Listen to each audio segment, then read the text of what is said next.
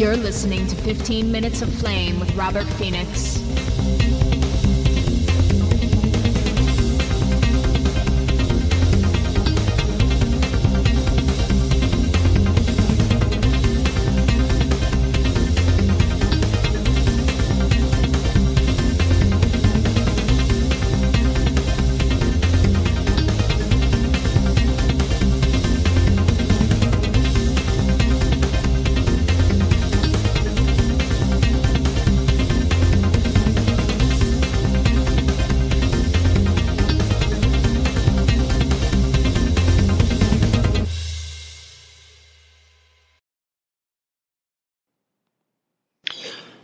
Well, good morning, everybody. Robert Phoenix here, broadcasting to you live from Flyover. This is 15 Minutes of Flame, your daily dose of reality uncut. What's happening out there?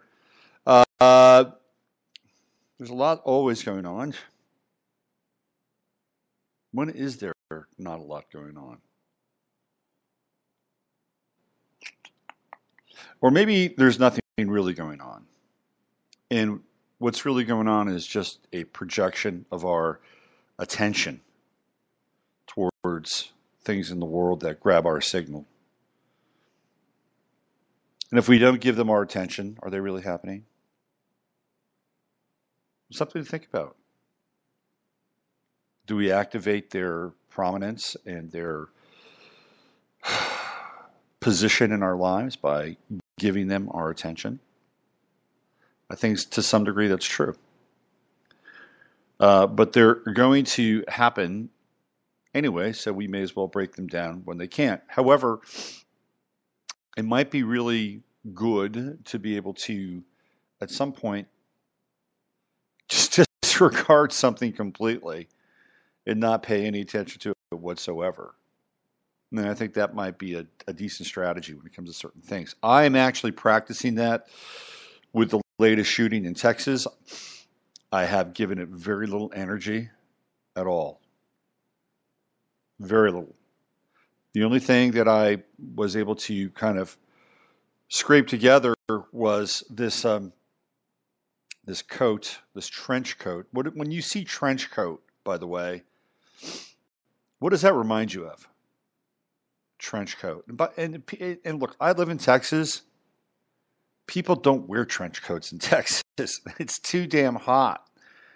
And where he lived, and by the way, he is alive. We haven't seen anything, at least from the local media, in terms of statements, lawyer. It'll be very interesting to see if he goes to trial, like how Nicholas Cruz went to trial, which is really he didn't go to trial. It'll be very interesting to see what happens. I doubt he will. I doubt we'll have any kind of real statement uttered out of his mouth. But people don't wear trench coats in Texas. This trench coat, however, was replete with symbolism. We had the Cthulhu symbol. We had the Iron Cross, which apparently is a symbol of courage and not a Nazi symbol, although clearly many people would take it as a Nazi symbol. However, it is not as blatant as a swastika, which is a Nazi symbol, which really isn't a Nazi symbol. It's really a Tibetan symbol that was turned around and the energy reversed. We do know that he had a hammer and a sickle. And then the five-pointed star, which is another symbol of courage, and the five-pointed star is kind of, resonating, reminiscent of Texas and the Texas five-pointed star. That's like the star that the Texas Rangers would use. That was like their badge. And then on his baseball cap turned backwards, he had the rainbow heart right on the brim, which is an LGBTQRZYMLFDRBZ 27 symbol, which basically said that he was bisexual. I don't know what's going on with this thing. I mean, look, I do know what's going on. I think it's another total setup. Do we have a Manchurian candidate that was triggered, ready to go? If you look at his Facebook page, he had like 3 or 4 posts, and they were all pro-Trump related. So it's very confusing. It's supposed to be confusing at this point. And of course, it coincided with the prophetic and prescient words of one David Hogg uttered the night before in Los Angeles. Why did they just stick him in Texas? Why didn't they just stick him in Santa Fe, Texas, and say, on this spot tomorrow at this school there will be a shooting? I'll tell you why, because they probably would have shut the school down. That's why. But I'm not giving a whole lot of attention to it because I'm not going to feed the beast. I'm not going to feed the beast on that one. And the reason why, to be quite honest with you, is school is getting ready to be let out. We're going to have a summertime period where we will have no school, and the possibility of school shootings will decrease rapidly. Maybe instead of arming the teachers, which is a pretty popular thought, maybe we should reconsider the whole idea of school. What do you think of that? If the kids don't go to school, there's a really good chance they won't get shot. I think it's a marvelous idea. What if we just said we're going to homeschool our kids? Oh boy, wouldn't that be an interesting reaction to this whole thing? That'd be amazing. Parents terrified over the threat of their children being injured or worse, killed in a public school have decided to homeschool their children. A new wave is sweeping across the country as concerned parents are taking their power back by bringing their children home. How about that? Wouldn't that be an interesting unintended consequence? And by the way, do we ever see these shootings at private schools? Question mark. That answer would be no. N-O. No, we don't. And there's a reason for that. It's because private schools are private schools. And public schools are, it's like open season in a public school. In a private school, there are some other hoops you got to jump through to get things done. I'd love if you, okay, and this is serious now. I'm being serious. If you are a parent out there and you have a child in a private school, I would love to know if your child has to get or has to participate in drills in private schools. It's a serious question. I'd love to hear the answer around that. But I think it'd be great that the unintended consequence for these shootings would be to have people pull their kids out of school and bring them home. We had some action in the chat room. Trenchcoat immediately said Columbine to me. Me too, Judy. It's Columbine, right? Trenchcoat Mafia. Maury, good statement there. Do not feed the beast. We do that with our thoughts, our focus, our attention, by the way. We do, absolutely. Maury has a great point. I'm not feeding the beast on this. I'm not going to feed the beast, and I'm not going to feed the hog. I'm not going to feed the hog. Because the hog consumes everything. The hog will eat anything, right? It's the nature of the hog. The hog and the goat, the signs and the animals of our time. Truly. Next year, we're in the year of the dog, actually, aren't we? This is the Chinese year of the dog. Been thinking about getting a dog. I think after my travels, I'm going to look into getting a dog. As soon as I said that, one of my cats jumped up. Yeah, I know. You can handle it. Let's check in with the Hawaii piece. This is from today, Tuesday, May 22nd, and this is West Hawaii Today. This is just an update for people that are wanting to know what's going on there. This is from Hilo, a small lava flow from fissure number 22. It's like they always use these master numbers. don't they? I mean, it's like 33 dead, 44 wounded. 66 people were evacuated. Fissure number 22 has entered the Puna geothermal venture property in Puna. According to Janet Snyder, a spokeswoman for Mayor Harry Kim, the flow is moving in the opposite direction from the flows that are entering the ocean. So we have like a split fissure now. The flow moved northwest toward the well pad at PGV, but it stalled at a berm somewhere, Snyder said. She said the flow is stalled between 200 and 300 meters from the geothermal power plant itself. According to State Civil Defense, we're in the final stages of quenching 2 of 3 PGV wells, KS9 and KS6. How do they quench wells? We had difficulties quenching the third well, KS14, which has led us to evaluate alternate procedures to kill the well. I love this language. Let's kill the well. It sounds like what they do with vaccines and antibiotics. Kill the well. Antibiotics, by the way, have a purpose. They do have a purpose. Besides absolutely devastating your gut, they do have a purpose. Let's see what else do we have here. It's not a great purpose, though, but they do have purpose. Let's see. Preparations are being made to this. Snyder said 2 flows continue to enter the ocean between Kapoho and Pohoiki. Kapoho and Pohoiki. The lava is expanding widthwise, but the advance is slowing down, Snyder said. The County Department of Water Supply reports that their main water line servicing Kapoho has been overrun by lava on Kapoho Road. DWS is trying to outfit an old abandoned well that has been unused for at least 25 years, Snyder said.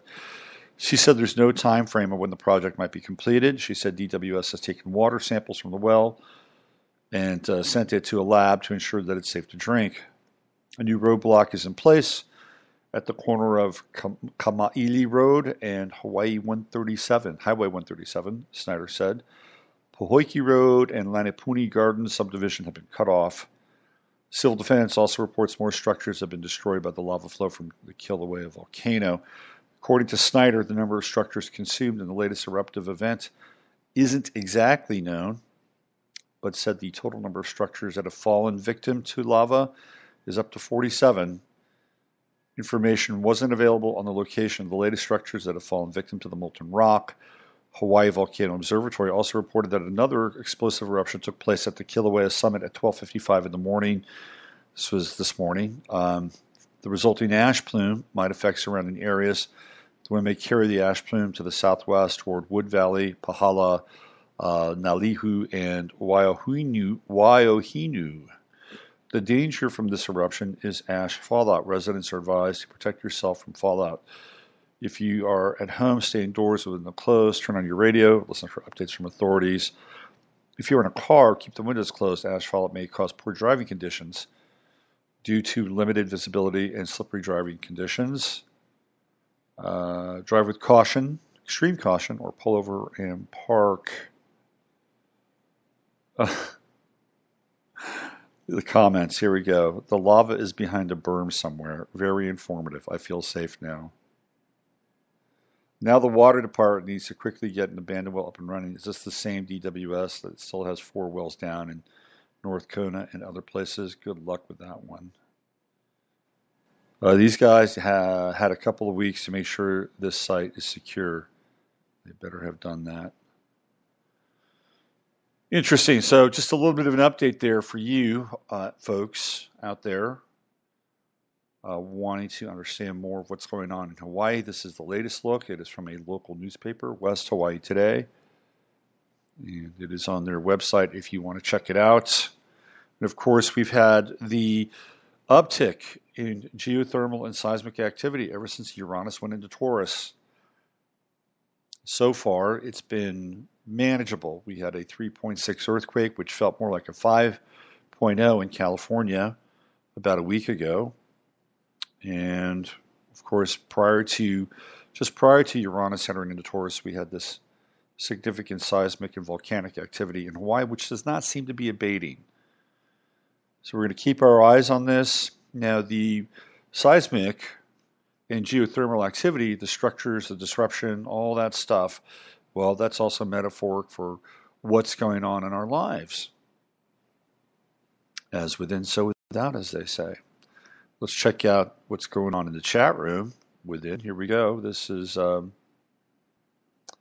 Lori. She said, rescue Maury. We got Lori and Maury in the chat room today. They used to say injured, not wounded. Good call. Wounded. Wounded sounds so much more dramatic, doesn't it? Wounded. Oh, wounded. We're all wounded. Oh, I'm wounded. Speaking of wounded, how about this this information now that's breaking on what happened with the presidential campaign and the FBI mole and this is mind-blowing. And what's going on with Trump makes Watergate look like a game of telephone between, a group of kids. I'm going to read this. This is off of John Rappaport's site. Say hello to the FBI mole inside the Trump campaign. Well, you see, the mole wasn't a spy. He was an informant. Aha. He was an informant. This gets to Maury's point in the chat room about the use of language. Oh, he's an informant. He's not a spy. There's a big difference. Don't you understand? Let's use a microscope to tell the difference. The mole, Stephen Halper, a Cambridge professor. This is Cambridge Analytica, by the way. Supposedly, Halper was gathering information for the FBI about a suspected Trump-Russia connection. What else has Halper done? At The Intercept,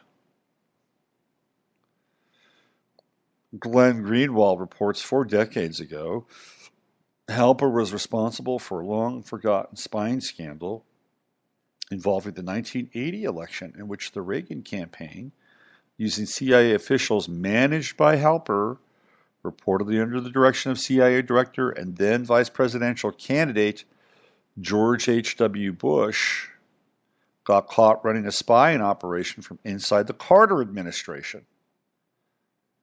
The plot involved CIA operatives passing classified information about Carter's foreign policy to Reagan campaign officials in order to ensure the Reagan campaign knew of any foreign policy decisions that Carter was considering. Oops, that doesn't smell good. CIA operatives managed by Halper infiltrated the presidential campaign, spied on Jimmy Carter and his advisors, and relayed information about Carter's foreign policy to Reagan's team. Okay, so let's talk about Carter for a second. Carter's an interesting character.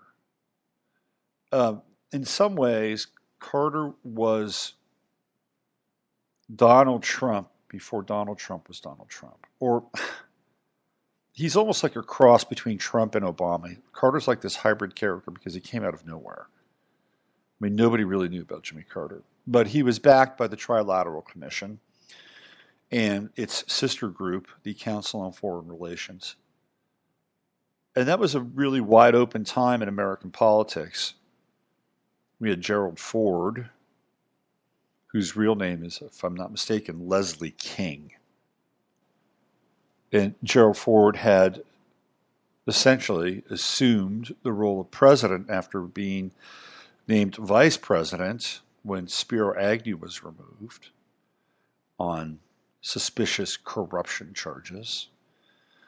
And then once Nixon was impeached, Gerald Ford just kind of moseyed on into being president. Now, Gerald Ford's 2 greatest claim to fame, of course, was serving on the Warren Commission. That's number 1. His second claim to fame, although not quite as famous as the first, was being involved with MK Ultra-like activity with a number of women who were MK Ultra-fied. Beta kittens, and you can read about that in Cathy O'Brien's book, The Transformation of America, where Gerald Ford plays a pretty significant role. Cathy O'Brien is from Michigan, so is Gerald Ford. Do the math. Now, what's really interesting is, do you remember? I think it was Lynette Squeaky Fromm, who'd been a member of the SLA. Is that right? And she tried to kill Gerald Ford. Now, why did that happen? Is it just because he was the president of the United States? Or was she triggered? Was she somebody who might have been under the influence of programming? Was her programming breaking down? This is a very interesting question that has never really been fully explored, to my knowledge, at least. And so we have Carter essentially going up against a guy whose presidential claim to fame was that he did survive an assassination attempt and was not very good at golf. Later on, his claim to fame was that he had a wife who was clearly having a hard time with reality and checked herself into rehab because of it. And we have the Betty Ford clinic franchises all over the United States. So beating Gerald Ford was not going to be that difficult, to be honest with you.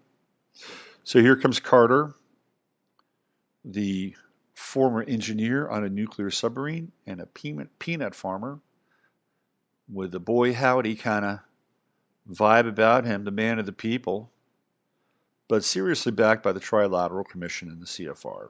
And what's the first thing that Jimmy Carter does is he basically kicks out most of the CIA members at a high level. I mean, he did a dump of CIA employees. He wanted a fresh start. He didn't want old intelligence kicking around, but apparently he kept George H.W. Bush around, which meant that he would become vulnerable to any number of things, including spying, but also what happened in Iran, which is really important to understand from a historical perspective. When the hostage crisis took place, there was a regime change that took place in Iran, and it did two things effectively. Number one is it removed the Shah, who had become too powerful, really believed that he was a king and really believed that he was a man of the people and that he was going to create a zone of prosperity, which he had done, prosperity and culture in Iran. If you look at Iranian culture and civilization, while not perfect, and there is no perfect civilization on the planet, they were doing pretty well. They were prosperous. They had music festivals. Women had the ability to be a part of the Persian experience. It was not Muslim extremism. It certainly wasn't a wonderful democratic utopia, although we've seen how democracy being brought to places like Libya really doesn't do all that well, to be honest with you. So Shah of Iran, the Persian people, prosperity, culture, for the most part, happiness, for the most part. And you could be a practicing Christian, you could be a practicing Muslim, you could be a practicing Jew in Iran circa 1973, 74, 75, and then boom, in 1979 it all comes down, right? So we have the removal of the Shah, and then we have the political coup, which had taken place before with Mossadegh. And they'd removed Mossadegh to put the Shah in. And it was like, enough of this, like, democratic bullshit. Let's get ourselves a nice extremist government in there, shall we? Let's just bring in the Ayatollah. Let's put the hammer down on the people. We don't want to have to do this damn regime change every 10 years or so because these guys think that they're really kings and they really can control the destiny of their own country. Nah, come on, let's put in a mullah. So they did. Now, what did that do? Well, it did a lot of things.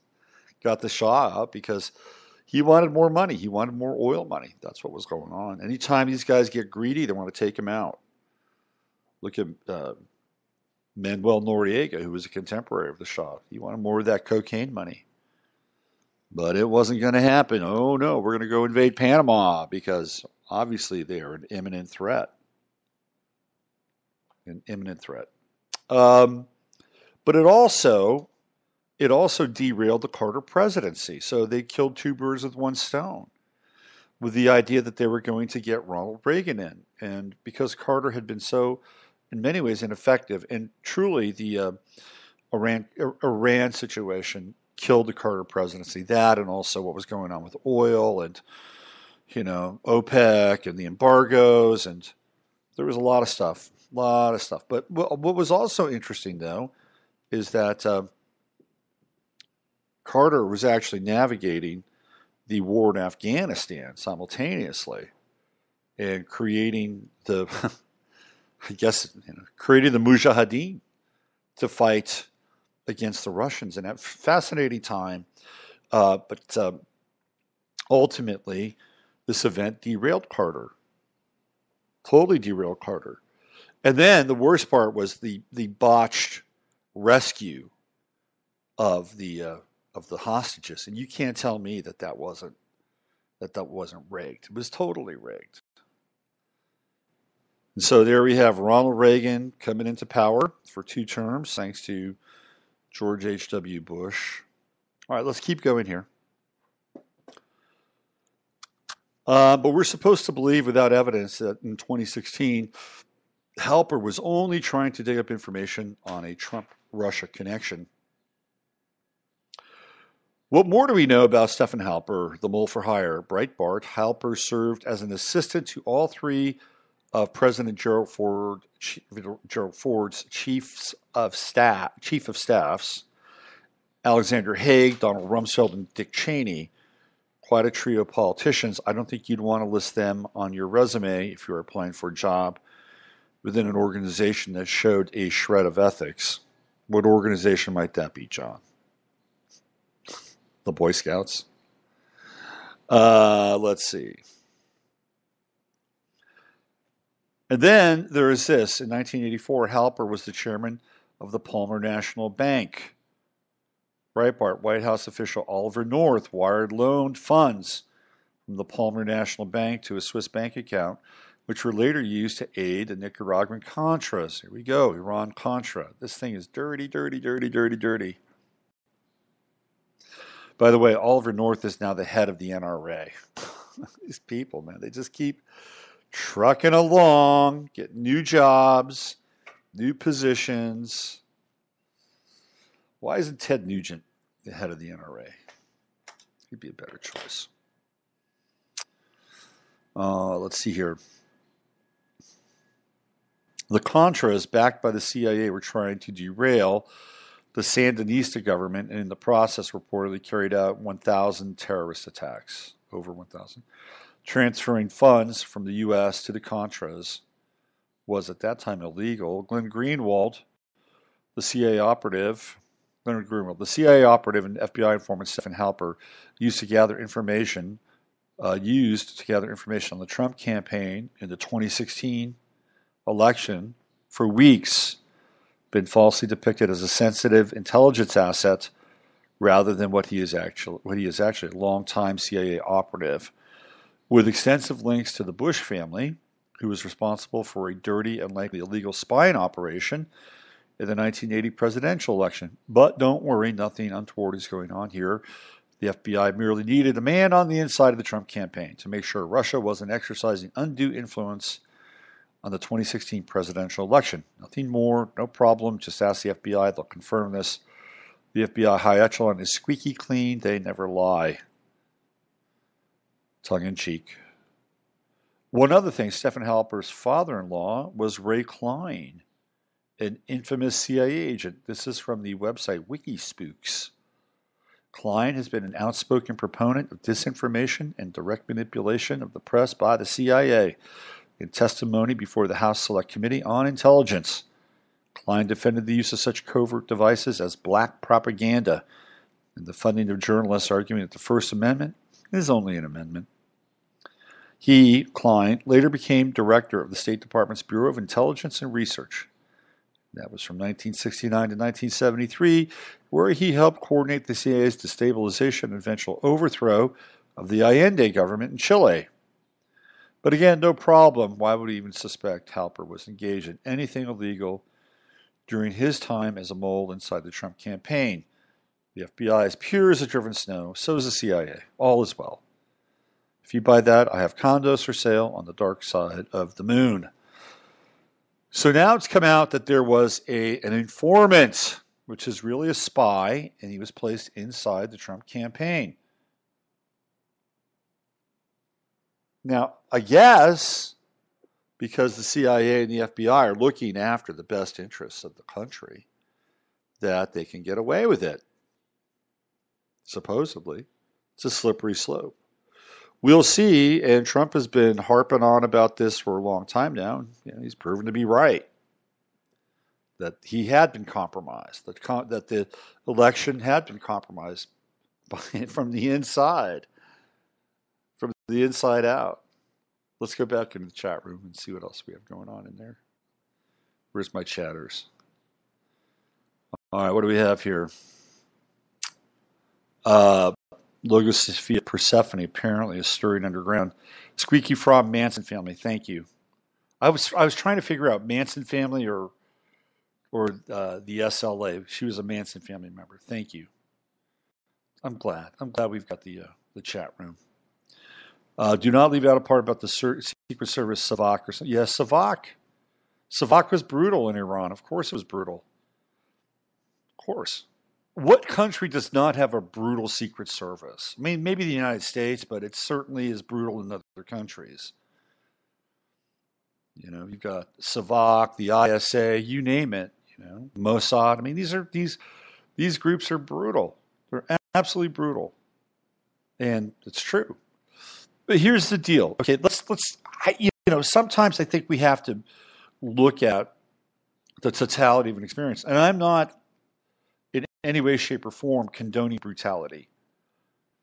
But if you're somebody like the Shah, and you get people that are inside your government or inside your regime, your people, they're trying to stir up shit, and they're trying to overthrow you, for better or worse, right? What are you going to do? You're going to make an example of them. I'm sorry, that's just the way it is. You're going to show other people it's probably a good idea not to try to do this. For better or worse. You show me any government on earth that hasn't done this or will not do it to its citizenry if needed to or made an example of, and I'll show you a government that doesn't really exist. Again, I'm not condoning it. But if you're a king or you're a prime minister or you're a dictator, you want to have your regime to continue to move forward, exist, for better or worse, what are you going to do? You're going to take people out that are going to be shit disturbers. And some of those shit disturbers are not just the people. We've seen, because of the CIA, that a lot of the shit disturbers are actually contract employees that are there to stir up chaos and dissent and create insurgencies, counterinsurgencies. And these groups are not in the business of trying to ferret out who's who or what's what. It's kind of a wide swath effort, if you know what I mean. So, yes, Savak was definitely a brutal group. But you have to understand at times what was going on in Iran. Again, not condoning it. Because ultimately, no matter how tough Savak was, the Shah still lost his position. Ethics in organizations is an oxymoron. Yes, ethics claimed on the surface. All right, that is all it is. What else does Maury have to say? Sure keeps the general population cowed and in line. It can. It can, absolutely. At the same time, Sufism and mysticism was allowed to flourish. Yeah, I mean, look, I'm really good friends, or I was good friends with Susan Dahim, who was a child star in Iran. and went on to become pretty well known in her own field, singer, uh, fusing like Farsi, Middle Eastern rhythms, electronics, with her husband, Richard Horowitz. I was pretty good friends with them. So Susan would share with me, what was going on in Iran when she was young. She went to school at the Sorbonne. It was paid for by the state. They used to have this big festival called the Festival of Persepolis, incredible arts and cultural festival. So there was a lot of really interesting stuff going on in Iran at that time. So there was a lot of, personal liberty. And yeah, if you were going to, try to stir up shit, or if you had a grudge against the Shah and his family, or you were a communist or whatever, they'd unleash the dogs. It's one of those really bizarre kinds of equations, which is what we're talking about in the chat room, right? So we have Maury saying, yeah, what about the Savak? And then Steve saying, well, what about Sufism, mysticism was allowed to flourish as nowhere else, wild mix. It's really fascinating that we have this arm of control, which at times could be brutal, but at the same time, we have religious tolerance across the board, including Sufism, which is not really, it's not really well thought of. It's actually frowned upon by the fundamentalists inside of Islam. They don't like Sufism at all. And then you kind of artistic and creative explosion, and women were allowed, just like in Iraq. I mean, Saddam Hussein had a similar program, although not quite as culturally advanced as the Iranians and the Persians. But women could have positions, any position, inside the government, inside private industry. The cause of women was advanced in both countries. It took women could go to college. They didn't have to wear the burqa. I mean, you would think that these would be models of, real liberalism and kind of the natural and organic evolution of what feminism aspires to be, especially in a country in the Middle East like Iraq or Iran. So anyway, I don't know how we got into Iran because I was talking about the destabilization and the derailment of what happened during the Carter administration. So Jimmy Carter never got a chance. I think Trump will be, in some ways, like Carter. He'll be a one-term president. And I think that because of the connection with Trump and this derailment piece that took place and has been taking place from before day one, because it's clear that our friend here, Mr. Halper, was a part of the program even before Trump set foot into the White House. So, were there other informants in other campaigns? Was there somebody embedded in Ted Cruz's campaign? Was somebody embedded in Hillary's campaign? Probably not. But I think it's a question that's worthy of addressing and asking, at the very least. So that's the big ticket item on Capitol Hill, and it's going to be interesting to see how this plays out. Will the press see this as, let's do this. Let me just flip this and cut to the chase. If there was somebody inside the Hillary Clinton campaign that was the equivalent of Stephen Halper, what would be the outrage? How would people feel about that? How would people feel about that? I mean, we would get endless hours of coverage on CNN and MSNBC and the late night talk shows and on and on and on and on and on and on and on. And there would almost be grounds for impeachment from Trump, wouldn't it? They would have their smoking gun. The left would relish the thought that Trump would have stuck somebody inside the Hillary campaign to get as much information as possible. It's going to be very interesting to see what happens in the November election. And then, of course, what's going to happen in 2020. Roger Stone is on the record as saying that he's going to find a candidate that's going to take on Pence and Haley. Can you believe that? The Pence-Haley ticket? Man. Twins of destruction. That's a scary ticket. That's a totally scary ticket. I think if Pence and Haley are elected president, we may just as well recognize Jerusalem as not just the capital of Israel, but the capital of the United States if they get elected. I think that'll be a nightmare. And trust me, they have their hopes. Their hopes are pinned on Nikki Haley. Nikki Haley, first female president of the United States. That's what they are. That's what they are pining for. She's not ready. Mike Pence is paying his dues, biding his time. He's not ready. She's not ready. He's not ready. She's not ready yet, but just wait. That's a nightmare scenario. What else? There was something else I wanted to talk about today.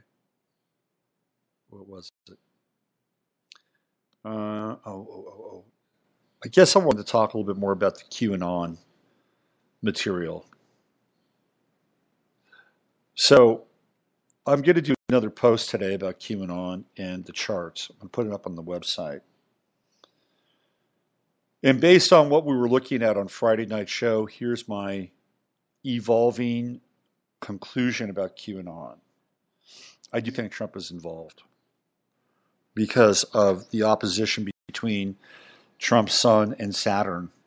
At the bottom of the chart to the top of the chart, I think he's involved. Now, that doesn't mean that it is a panacea for liberation and draining the swamp. It could be a psyop at the same time, even if he's involved. I don't think the two are mutually exclusive. So let me be clear about that. And, what is the end game here for this draining of the swamp? How much of the swamp is to be drained and who is to be drained? Is it the left? Is it the left that's going to be drained? Are there certain people on the left that won't be drained? Are there people on the right that'll be drained? Is Mitch McConnell going down the drain? Is McCain going to go down the drain if he's still around? Who's going down the drain?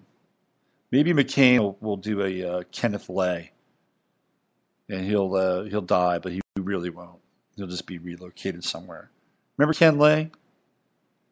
How he had that convenient heart attack with Enron? Now look, there's a lot of stress, a lot of pressure. People could have a heart attack, but the timing with Ken Lay was really interesting, to say the least.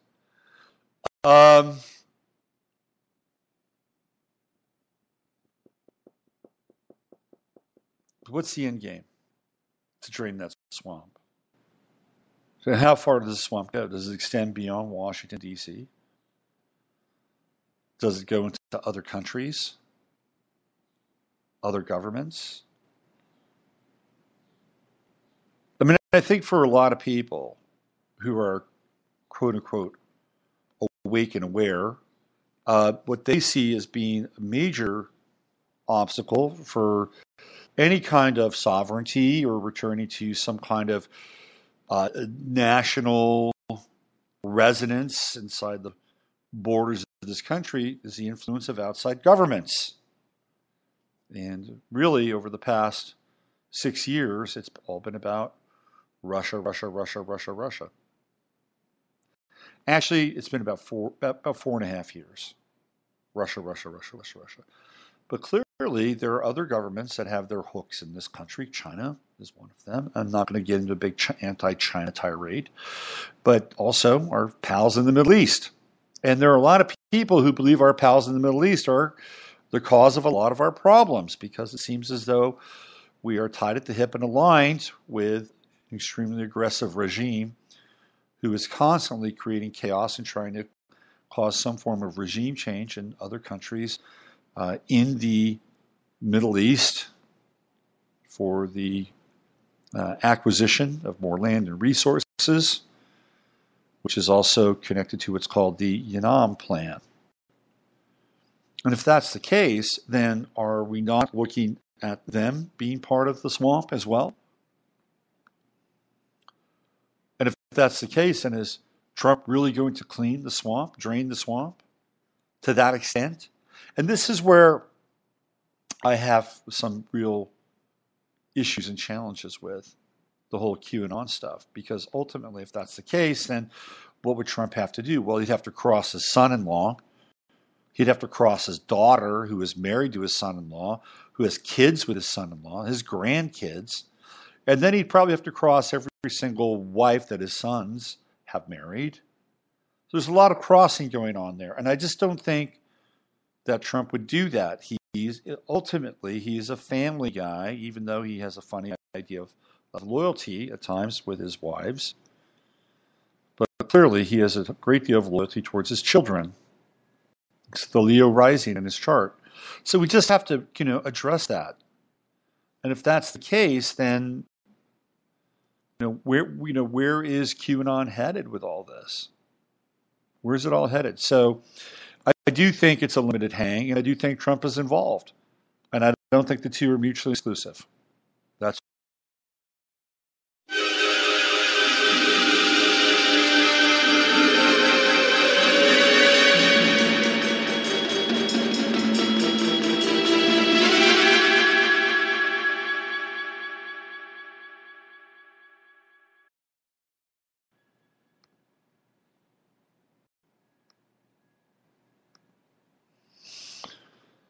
okay. Well, where do we start off with? Let's go back to the good old days of 192. It may have been a good time to be a pantheist and frolic in nature in an almost Edenic state, where the air was pure and the spectrum of light was brighter and vivid and more bold, with a variety of colors available to us in ways that we can't even begin to imagine right now. Life in 192 would be like living in Technicolor. But in 192, it was a bad year for Dong Zhuo, who was assassinated by his adopted son, Lu Bu. And Dong Zhuo, who was he? Well, just to give you some background here, he was a military general and warlord who lived in the late Eastern Han Dynasty of China. He seized control of the capital, Luoyang, in 189. It was in a state of turmoil following the death of Emperor Ling, in a clash between the eunuch faction and some court officials led by General-in-Chief He Jin. Dong Zhuo subsequently deposed Emperor Shao and instated Emperor Jian. Dong Zhuo rose to power in the Han imperial court and ruled the nation with tyranny and cruelty for a brief period of time. You got to establish some tyranny and cruelty early on, right? I mean, you can take your foot off the gas after that, but you got to have the savak early on. Okay.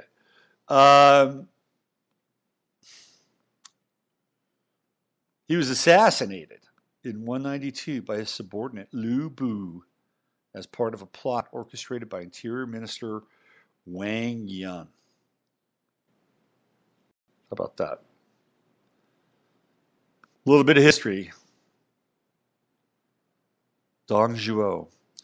In 760, the 14th recorded perihelion passage of Halley's Comet. How about that?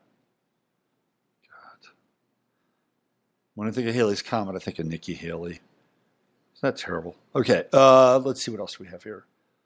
In 853, a Byzantine fleet sacks and destroys undefended Damietta in Egypt.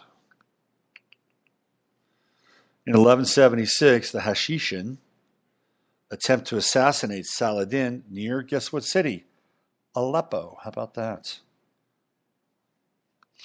Aleppo around since 1176 and probably even before that. Let's see, who else? What else do we have here? 1370, Brussels massacre. Several Jews are murdered and the rest of the Jewish community is banished from Brussels. That was in 1370. 7 years later, Pope Gregory XI issues 5 papal bulls to announce the doctrines of English theologian John Wycliffe. 1455, start of the War of Roses at the First Battle of St. Albans. Richard, Duke of York, defeats and captures King Henry VI of England. Wow, that's a major coup, right? You get the king. Let's see. Bad day for the Spaniards in 1520. That was the massacre at the festival of Toxicatl. And that took place during the fall of Tenochtitlan, resulting in turning the Aztecs against the Spanish. Well, it didn't quite matter, did it? Because the Spanish ultimately, with very few people, wound up taking the Spanish on and actually winning. Cortez the Killer. 1570, the first atlas. Today's the first atlas, published in 1570. The Theatrum Orbis Terrarum. It was published with 70 maps. Oh, by the way, today is the 142nd day of the year. We've got 223 days left in the year. 1807, a grand jury indicts former Vice President of the United States, Aaron Burr, on the charge of treason. Let's see what else we have here. In 1840, the penal transportation of British convicts to New South Wales colony is abolished. So I guess they'd sent enough over. 8 years later, slavery is abolished in Martinique. This is a little interesting factoid. You could use this, by the way, as like a little trivia question for hanging out at a bar drinking.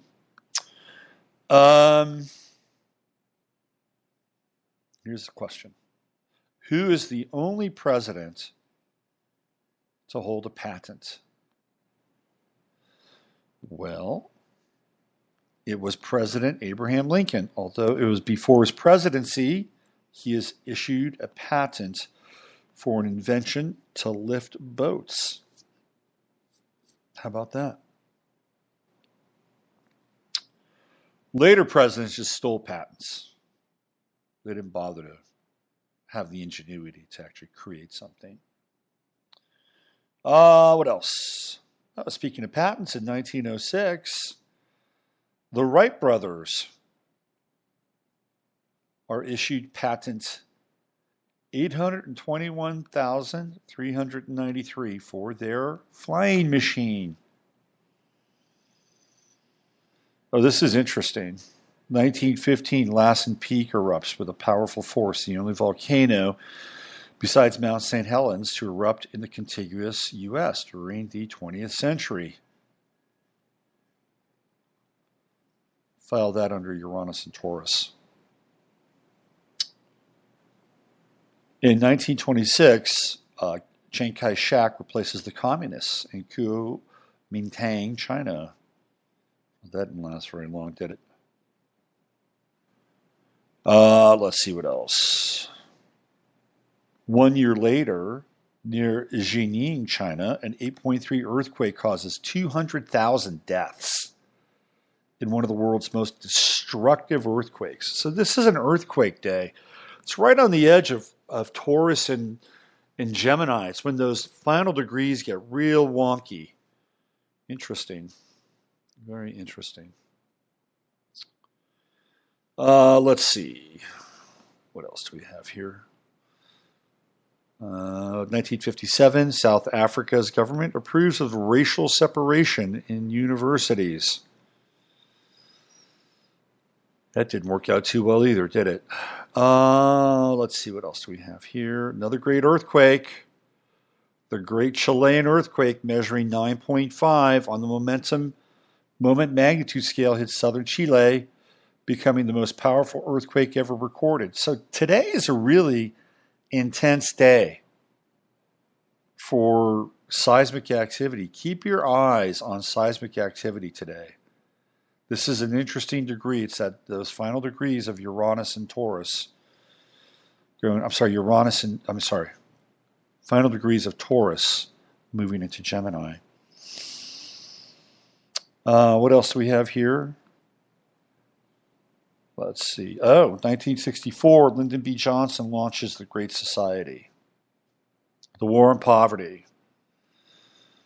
How about that? A dark day in human history, I have to say. What else?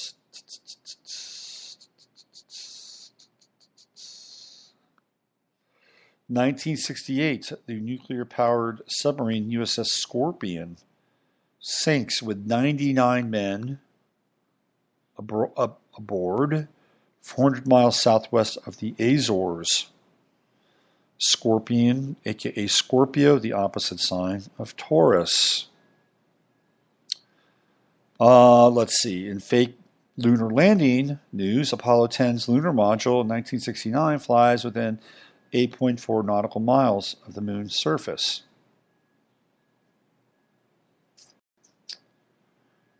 Okay, what else do we have? In 1992, Bosnia and Herzegovina, Croatia, and Slovenia joined the United Nations.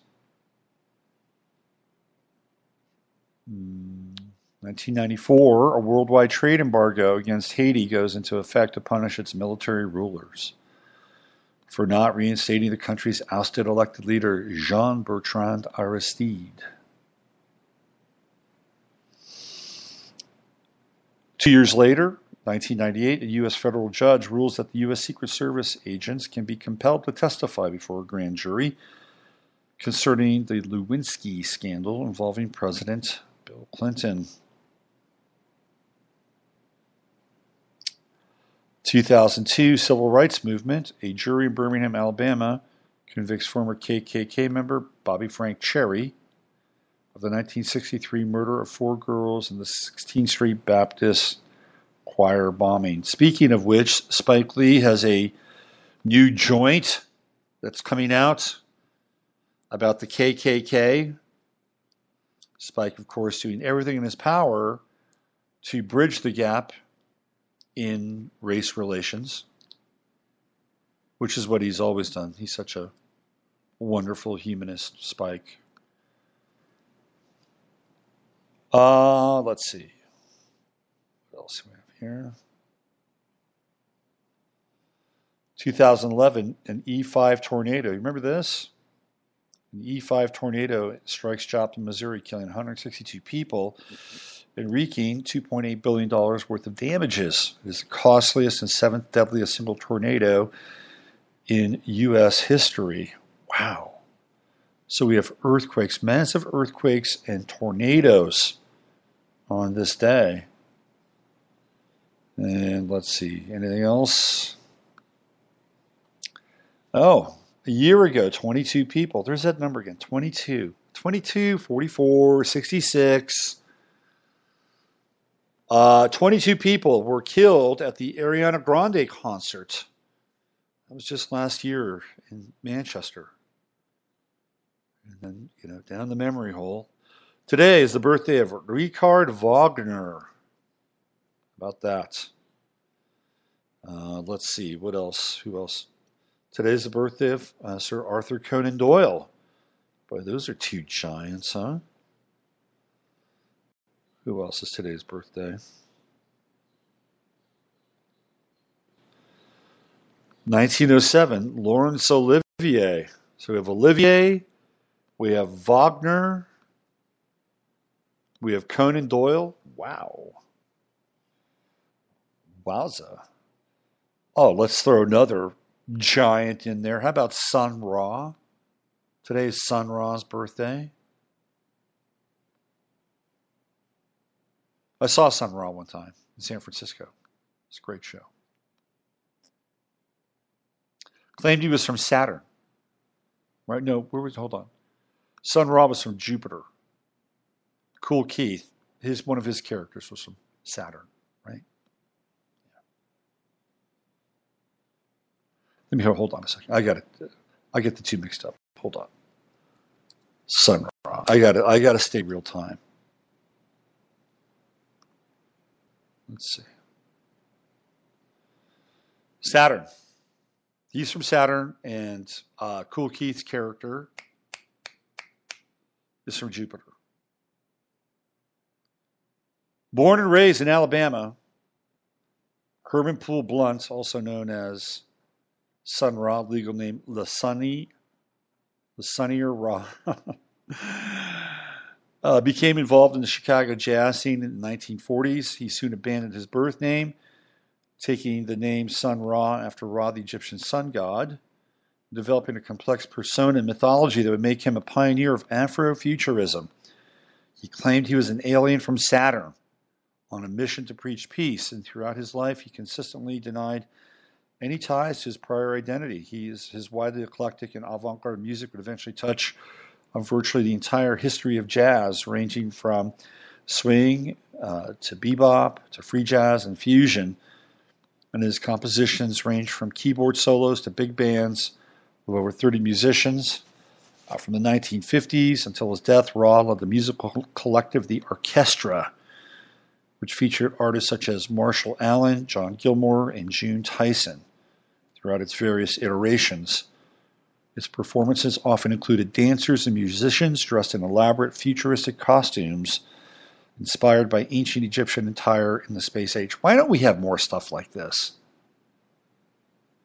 Why don't we have more stuff like this crazy and out there and creative? So today, birthday of Sun Ra. How about that? And let's see who else's birthday it is today. Today's some giants, man. Some absolute giants in terms of birthdays. Wow. Up. Let's see. What else do we have here today? Sorry, I'm getting into this day. What do we got? Peter Matthiessen, novelist, short story writer. He co-founded the Paris Review. Another giant. Today's his birthday. And who could exclude the mighty Quinn Martin, the American screenwriter and producer. Streets of San Francisco with Carl Malden, Michael Douglas, a Quinn Martin production. If you are a human rights devotee, today is the birthday of one Harvey Milk. About that. It's also the birthday of T. Boone Pickens, one of the great corporate raiders of all time. I would not put him in the same category, however, as Sun Ra, Peter Matthiessen, Laurence Olivier, or Wagner, or Conan Doyle. One of my favorite actors of all time. It's his birthday.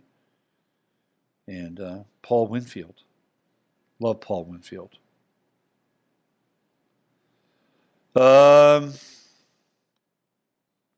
Bernard Shaw, one of the early stars of cable TV and CNN. Today's his birthday.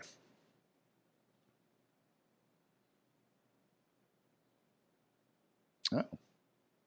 It's also Teddy Kaczynski's birthday. How about that? Little Teddy Kaczynski. What a day, huh? Anybody else? Anybody else worthy of notice? Morrissey. Today's Morrissey's birthday. Interesting character, right? Morrissey. I think that's it. Well, there's more, but I'm not going to want to bore you anymore with these interesting birthdays. All right, let's get on out of here. Covered a lot of ground today, and I think it's vital that just stay on your path, stay centered. Let's not feed the beast. Feed yourself. Do something really good for yourself today. I know I'm going to. Right after this, I'm going to feed myself a really good breakfast. That's what I'm doing. Hey, thanks for everybody for hanging out and listening and being a part of the chat room. Matheson, the Zen Spook, the snow leopard is one of the great spiritual reasons. It is, absolutely. Absolutely. This is the Zen Spook. Peter Matheson's a spy. Steve is right on top of that, right? He's right on top of that. And yet, the snow leopard is amazing. It speaks to the duality of this world that we're living in. Okay, Judy says bring us back. Let's get that.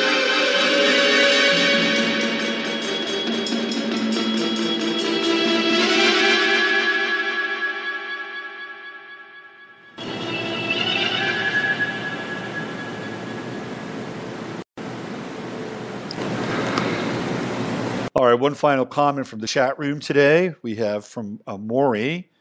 And Maury says, who will be drained? What is the end game? The individual personalities are all disposable and interchangeable in part support of the larger program. The larger program, one world control, requires the neutering of the U.S. as part of it. Spot on, Maury. I got the smartest chat room on the internet, hands down. And it consists mostly of 4 people. My council of 4. Actually 5, because Chris is in there too. Steve, Chris, Maury, Judy. There's my council of 5. Hey, listen, have a great day. Go do something really good for yourself. Don't feed the beast. Feed yourself. Feed yourself mana. Mana. The mana of your everyday experience. I'm Robert Phoenix. I'll be back 24 hours from today. Thanks for listening. Thanks for joining. You've been hanging out with 15 Minutes of Flame.